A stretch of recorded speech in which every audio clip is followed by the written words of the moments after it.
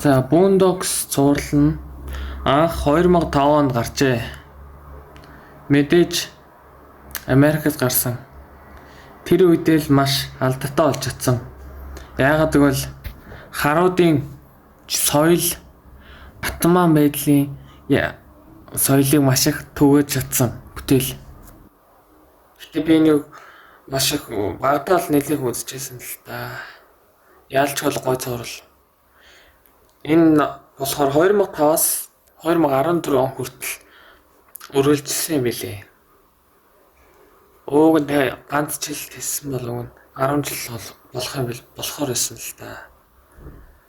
Гэхдээ явахт. Гэхдээ бас 9 жил одоо зохиолчны эднийг ингээ сайн зохиож ингэ гэж бас болж байгаа байхгүй. Гайхалтай. Тийм биз.